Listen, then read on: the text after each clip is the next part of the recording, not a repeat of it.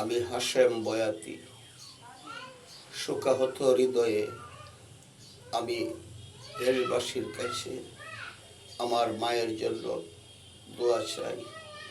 আমার মা এই গত বুধবার দিবাগত রাত 8টা 5 মিনিটে আমাদেরকে শোকাহত করে নাপিরার দেশে চলে গেছে।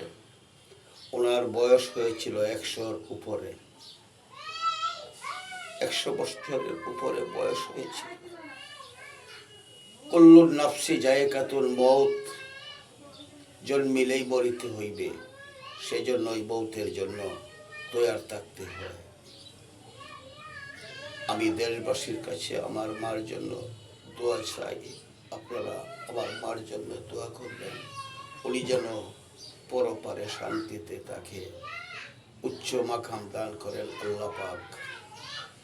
এই মালেকুল মউতের হাতে কেউ না নিস্তার পাইল তাতে, মা বাবা ভাই বেরাদর যারা পাগল মনুরা, মালেকুল মউতের হাতে ধরা, মালেকুল মউতের হাতে ধরা পাগল মনুরা, মালেকুল মউতের হাতে ধরা। এই মালেকুল মউতের ডরে পিন্ডার পাখি ছটবট করে, কোন দিন জানি কার পাখি দে উড়া পাগল মনুরা, মালেকুল মউতের হাতে ধরা। আল্লাহ পাক কোরআনে ইশারা দিয়েছে, কুল্লু নাফসি জায়কাতুল মউত, জন্মিলেই মরিতে হইবে। সবাই তো যাব, যে হারায় সেই জানে পিতা মাতার হারানো কত ব্যথা, কত কষ্ট, কত যন্ত্রণা। আমি আমার মায়ের জন্য আপনাদের কাছে দোয়া চাইতেছি, আমার মায়ের জন্য দোয়া করবেন। আমি যে আজকে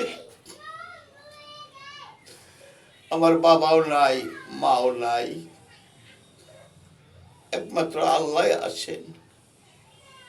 সবারই একদিন মা বাপ চলে যাবে, কারো মা বাপ থাকবো না, আমিও থাকবো না। আমারও সন্তান সন্ততি যারা আছে এইভাবে রোদন করবে।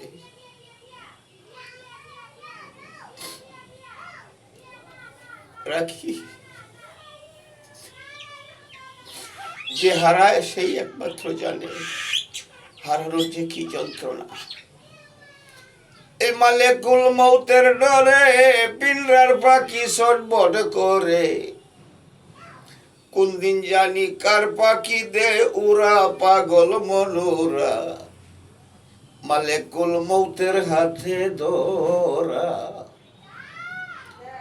মালেকুল মউতের হাতে কেউ না নিস্তার পাইল তাতে, অলি নবী গাউস কুতুব যারা পাগল মনুরা, মালেকুল মউতের হাতে ধরা।